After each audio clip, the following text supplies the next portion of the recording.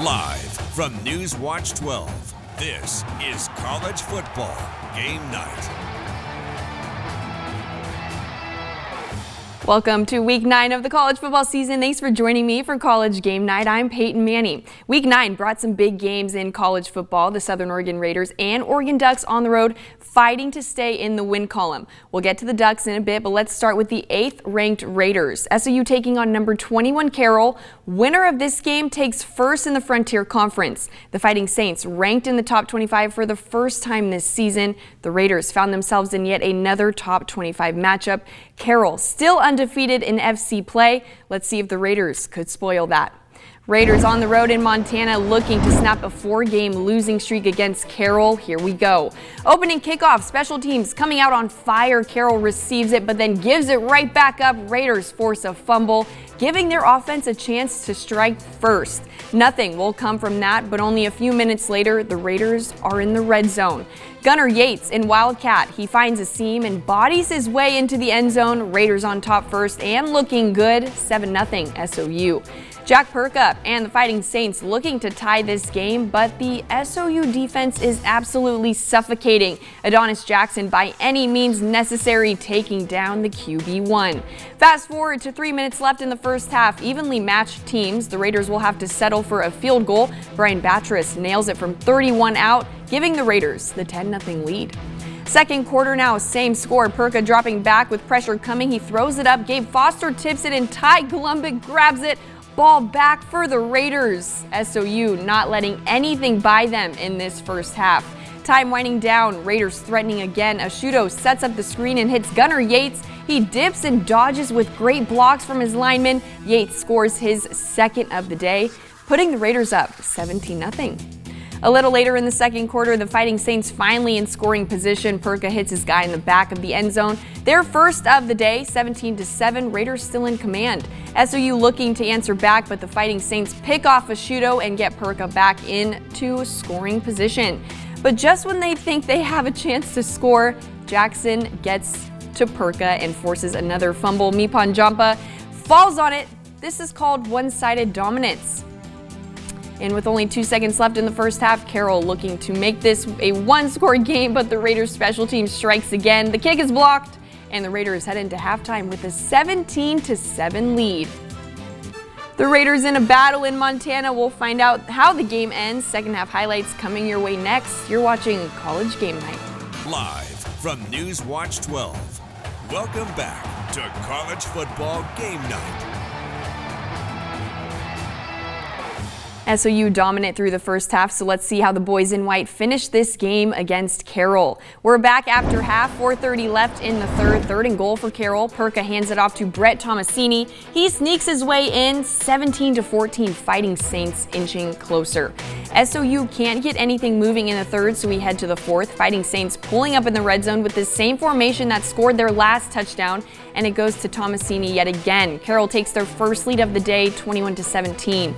The Raiders have 50 seconds to drive down the field and score. Ashudo flushes the pocket, directing traffic. He hits Sawyer Cleveland, and Cleveland gets out of bounds with a beautiful catch. Next play, Ashudo hits Ted Wickman for another first down. The Raiders moving swiftly. But the Fighting Saints get 3 stops, and the Raiders have to go for it on 4th down. Ashudo hits Yates, but Carroll stops him short of the first down, and that's going to be game. It's a heartbreak in Helena, the final 21-17, Carroll. Taking a look at the stat sheet from Saturday's game, the Raiders put up 233 total offensive yards, but allowed the Fighting Saints to come out with 336 total yards. Through the air, Blake Ashudo was 16 of 35 for 163 yards, 1 touchdown, and 1 interception. Carroll QB1 Jack Perka was able to put up 280 yards through the air. On the ground, the Raiders' run game was the dominating factor, totaling 70 rushing yards. Gunnar Yates led the run game with 28 carries for 68 yards and a touchdown. The sophomore also led the receiving corps with 3 receptions for 63 yards and a touchdown. Game 9 done, Game 10 on deck. The Raiders will need to push this loss aside and continue to move forward. SOU now sets their eyes on Eastern Oregon. The Mounties 4-4 overall. this season and 3-2 in conference play. This should be an easy game for the Raiders to jump back into the win column and reset before heading to Idaho for their last game of the season against College of Idaho. Saturday's matchup with the Mounties also marks the last home game of the regular season. I'll be there getting the highlights and hope to see Raider Stadium packed full of Raider faithful. The Oregon Ducks on the road at the Big House taking on the reigning Natty champs. Highlights and sound from Ann Arbor are coming up next. You're watching College Game Night. Live from News Watch 12. Welcome back to College Football Game Night. The #1 ranked Oregon Ducks back on the road this week at the Big House taking on the reigning national champions, the unranked Michigan Wolverines. Michigan's still trying to find their way after losing many key players and their head coach to the NFL, so it's no secret that Michigan isn't what they were last year. However, the Big House is a hostile environment for any team. Head coach Dan Lanning said earlier this week it would be a challenge, but his team can rise to any occasion. Let's head out to Ann Arbor to see if the Ducks remain undefeated. Over 110,000 people at the Big House for this Big Ten showdown, the largest crowd the Ducks have ever played in front of. Derek Harmon gets past his defender and meets Donovan Edwards for no gain. The Ducks set the tone on the first play of the game. Oregon gets the ball and gets right to work. Gabriel hits Tez Johnson on the edge. Johnson works his way up the field and picks up the first down, but on the tackle, he took the brunt of it. He would go into the locker room and would not return. 3rd and goal, Dylan Gabriel finds Evan Stewart in the corner. Touchdown Ducks. But Oregon caught a break here. As you can see in this replay, the ball bounces right off the ground, so it shouldn't have been ruled a catch, but the Ducks are going to take the freebie. Ensuing drive, 3rd and 6, Warren Davis fumbles it. The Ducks don't recover, but they do force the Wolverines to punt. But then a hiccup for Duck Nation. Ryan Pelham back deep to receive. He tries to make a play, but it's going to be punched out, and the Wolverines recover in great field position. That's going to bring Davis back out, 3rd and goal, rolling and surveying. What a catch from Tyler Morris in the end zone. Michigan ties it up at 7 apiece. Ducks offense back on the field. Gabriel finds Kenyon Sadiq. Oregon picks up the first at midfield.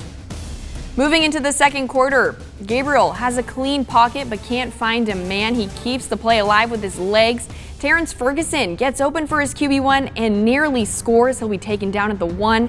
Next play, Jordan James punches it in, and the Ducks go up 14-7. In Johnson's absence, Trayshawn Holden steps up big for the Ducks. 6 receptions for 149 yards on the day. The Ducks knocking on the door. Next play, Noah Whittington, a lot of extra work to get there, but Oregon goes up by 2 touchdowns. Michigan would get a field goal, 41 seconds left in the half. Dylan Gabriel with nothing but end zone in front of him. The Ducks take a 28-10 commanding lead into half. Into the second half, Michigan strikes first, 3rd and goal, Davis. Corner of the end zone, Peyton O'Leary makes the grab. Michigan cutting into the Ducks lead. We got a great game here, but a big 3rd down late in the 3rd for the Ducks.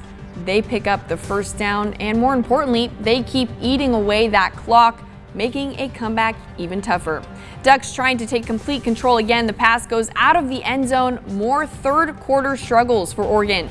They would muster 3 points in the quarter. Atticus Sappington hits it from 26 yards out. It's a 14-point game. Start of the 4th, 3rd and 8 for Michigan. Colston Loveland on the sideline. Did he get the foot down? Well, he did, the foot and the knee. But the problem is the ball came out as he came to the ground, reviewed, and ruled incomplete. 2nd down for the Ducks. Gabriel escapes pressure. He finds Justice Lowe on the sideline. The Ducks, however, would have to punt yet again. Oregon just trying to wrap this game up and get out of there. Wolverines still thinking comeback. Big 3rd and 13 conversion, though. They march down the field, but find a 4th and 5 on their plate. Trickeration, but it's just not going to work. And when it matters most, the Ducks come back to life. Gabriel to Trayshawn Holden for a massive pickup. The Ducks can keep eating that clock. 3:51 to go. 29 seconds left now. Jordan James The Ducks up 3 scores, the big house emptying out. Ducks roll over the reigning Natty champs and remain undefeated. The final 38-17, Oregon. Here's Dan Lanning postgame. Proud of the way our guys performed today. I thought they came in, handled some adversity really early, and just really impressed with their composure throughout the game and the focus on the next play, the next opportunity. We talked about this is a physical team. We knew we were going to get their best. We talked about eliminating the crowd, in this game, that, the Warriors are the ones that fight the battle, right? And they're the ones that control the atmosphere, not the spectators. So I thought our guys did a lead job of that. And I think everybody in the nation needs to recognize what kind of quarterback we got. He's a really, really special player. He extended some plays, and I'm really proud of his performance tonight and proud of our entire team. Yeah, just that we're continuing to get better, right? And the next opponent's the next opponent. That's who we got to play next. So it's really about us. But we knew this is a good team. There's a lot of talent on that team. It's a well-coached team. So it was going to take our best, but our best is good enough. And the stats don't lie. The Oregon Ducks dominated in every facet of this game. UO put up 470 total offensive yards, holding the Wolverines to only 270. Through the air, Gabriel went 22 of 34 for 294 yards with a touchdown and no picks. The Wolverines only picked up 165 yards. On the ground, the Ducks totaled 176 yards and held Michigan to only 105 rushing yards. Jordan James doing most of the dirty work on the ground. James totaled 117 yards on 23 carries with a touchdown. Trayshawn Holden leading the receivers with 6 receptions for 149 yards. Up next for the Oregon Ducks, the Maryland Terrapins. The Ducks return to Autzen and look to keep their undefeated streak alive. Maryland heading into this game off a bye and sitting at 4-4 overall with a 1-4 conference record. The Terrapins hoping to spoil the Ducks' first place ranking and hand them their first loss of the season. Game time set for 4 p.m. next Saturday. The Oregon State Beavers on bye this week, some saying it couldn't have come at a better time. We'll talk about the next game for the Beavers. That's coming up. You're watching Game Night. Live from News Watch 12. Welcome back to College Football Game Night. The Oregon State Beavers were on a bye this past week. The Beavers in their second bye of the season, coming off 3 straight losses. Oregon State had some time to regroup and can now hopefully bounce back next Saturday. The Beavers will look to get back on track with a home date against San Jose State. The Beavers are just 2 games away from bowl eligibility. A win on Saturday would put them 1 step closer to that goal. But it won't be easy against the Spartans. Kickoff for this one is set nice and early at 12:30 p.m. We'll get you prepared for this matchup all week long. And before we wrap up tonight, we got some high school football to talk about. We're going to continue play of the week through the postseason. 3 more plays you get to choose from as the stakes get higher.